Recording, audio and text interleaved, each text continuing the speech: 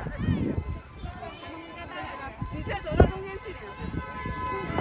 afternoon, everyone. Good afternoon.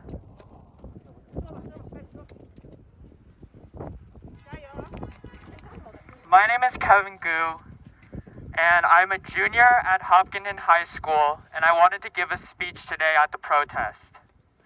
As a Chinese American, I wanted to kind of voice out and call out the injustices we have faced throughout these past few months. I want to start off by thanking everyone who showed up here today. I want to thank the Hopkinton Chinese Association for organizing this event, the Asian community for gathering here today to voice our injustices, and I want to thank our non-Asian allies who have come here to show support for us. Let me make one thing clear. We are not here today in celebration. We are not here today because we want to be, but rather because we are forced to be, because the circumstances which have been placed on us make it necessary for us to address them. Today, we weep for our fallen elders. We weep for the women's lives who have been lost. Today, our lives are in danger more than ever. I wanted to take this time to say that we have reached our tipping point after decades and generations of silent oppression. We have reached our tipping point because we see so many members of our community killed on the streets that it's made impossible to ignore any longer. Silence is no longer an option. We will stand together. We will remain resilient in the face of adversity. We will not be broken, and we will not remain silent. Let's move on to what caused the recent spike in hate crimes towards the Asian community. Kung flu, Chinese virus, yellow virus, all of these terms which have been used for the global pandemic, all of which have nothing to do with the elders and nothing to do with the Asian American community. Spreading this hateful rhetoric, spreading this false rhetoric, contributes to racism in its purest form towards the Asian American community. It puts a target on our back. It puts a target on our women. It puts a target on our elders.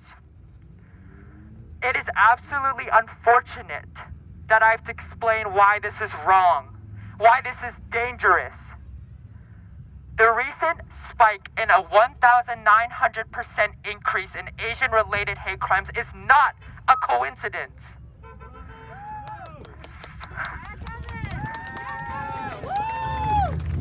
Microaggressions lead to real-life physical aggression. Xenophobia ends lives. I am appalled that we are still facing acts of hatred such as these in our day and age in America today. Now let's talk about this. My friend lives with his grandparents. They come from Taiwan. My friend is afraid to let his parents go to the grocery store alone. He is afraid that they will get attacked in public. He is afraid that no one will be there to help them when that happens, and he is afraid that they might never return home because they'll have their faces slashed in the streets. We need to stand together. We need to realize these atrocities. We are afraid as an Asian American community because we see that they are deranged individuals who are attempting to take out their anger onto us. We are tired because we have a target on our backs.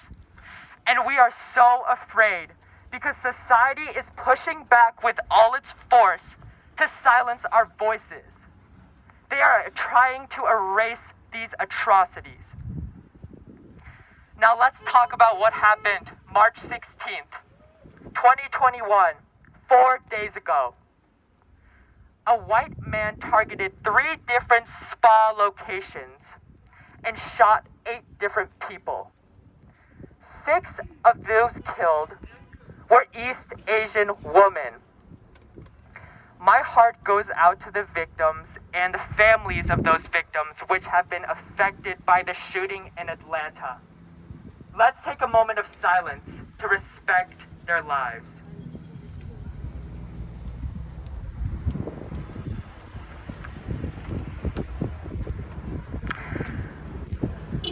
And let's call this what it is: a hate crime, domestic terrorism. Let's also take a look at what the media has had to say about this. Here are some recent headlines in recent news articles published by various media outlets. 8 killed in Atlanta area massage parlor shootings. 21-year-old in custody. 8 killed in Metro Atlanta shootings. Suspect is in custody. 8 dead from massage parlor shootings. Police have suspect in custody. Where is the mention that this man went to places with primarily East Asian women? Where is the mention that he targeted them? Where is the mention that this was a white man? And where is the mention that this was a racially charged hate crime?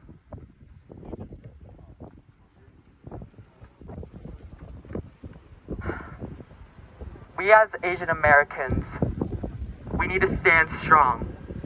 And we need to say their names. Never forget the lives that have been lost. Say their names. Repeat them after me. Sung Cha Kim. Soon Chun Park.